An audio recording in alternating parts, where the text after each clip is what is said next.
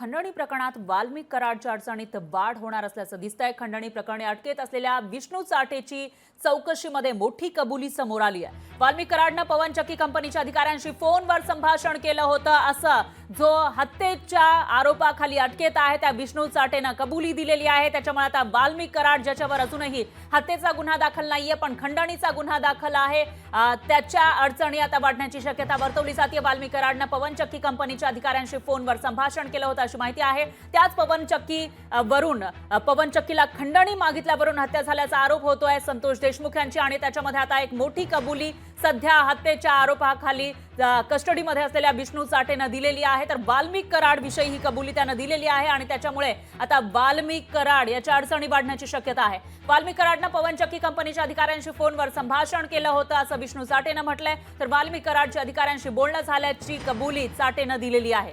सीआयडीनं न्यायालयामध्ये सादर केलेल्या अहवालामध्ये हा मोठा खुलासा केलेला आहे। त्यामुळे आता पुढे नेमकं काय होणार ते बघावं लागेल। तर याच पवन चक्की कंपनीच्या खंडणीवरून वाद झाला होता आणि त्या वादातून संतोष देशमुख यांची हत्या झाल्याचा आरोप केला जातोय आणि या प्रकरणामध्ये आतापर्यंत जे अटकेत आरोपी आहेत त्याच्यापैकी एक असलेला विष्णू चाटेनं एक मोठी कबुली दिल्याचं या ठिकाणी पोलिसांनी सांगितलेलं आहे। तर वाल्मिक कराडच्या अधिकाऱ्यांशी बोलणं झाल्याचं चाटेनं कबूल केलं आहे आणि सीआयडीनं न्यायालयामध्ये याविषयी सादर केलेल्या अहवालात खुलासा केलाय।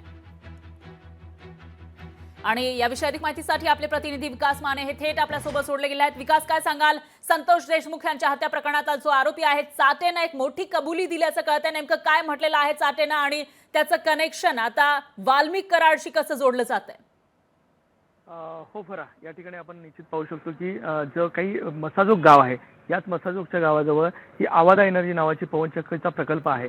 याच पवनचक्की प्रकल्प चालकाला वाल्मिक कराड याने 2 कोटी रुपयांची खंडणी मागितली होती आणि याच प्रकरणामध्ये सध्या वाल्मिक कराड या मागे असलेल्या बीड शहर पोलीस ठाण्यामध्ये आता सध्या अटकेमध्ये देखील आहे। परंतु संतोष देशमुख यांच्या हत्या प्रकरणामध्ये ज्या 4 आरोपींना अटक करण्यात आलेली आहे ते 4ही आरोपीची चौकशी सीआयडीच्या माध्यमातून तसंच एसआयटीच्या माध्यमातून सुरू आहे।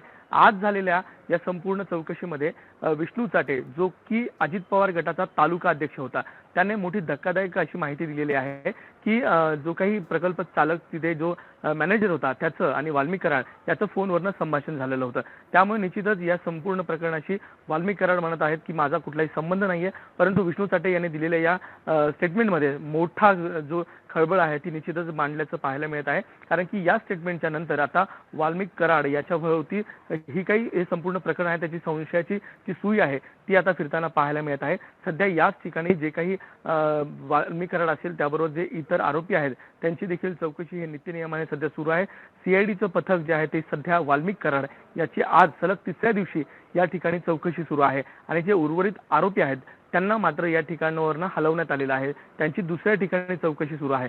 आज सलग जवळपास सीआयडीच्या माध्यमातून ही चौकशी जी आहे, कारण की देशमुख यांच्या हत्येनंतर 12 दिवसानंतर सीआयडी स्थापन करण्यात आली। सीआयडीच्या माध्यमातून हा संपूर्ण प्रकार सुपूर्द करण्यात आला आणि आता सध्या या संपूर्ण प्रकरणाचा जो तपास आहे सीआयडी आहे एसआयटी आहे या दोघांच्याही माध्यमातून केला जात आहे। परंतु विष्णू चाटे याचं हे मोठं स्टेटमेंट हे निश्चितच वाल्मिक कराड यांना अडचणीत आणण्यासारखंच म्हणावं लागणार आहे। त्यामुळे आता या विष्णू चाटेच्या स्टेटमेंट नंतर नेमकी पुढची कारवाई काय असणार आहे हे महत्त्वाचं असेल। निश्चितच विकास, धन्यवाद तुम्ही दिलेल्या या सविस्तर माहितीसाठी। लोकशाही मराठी ऐका, पहा, जागरूक रहा।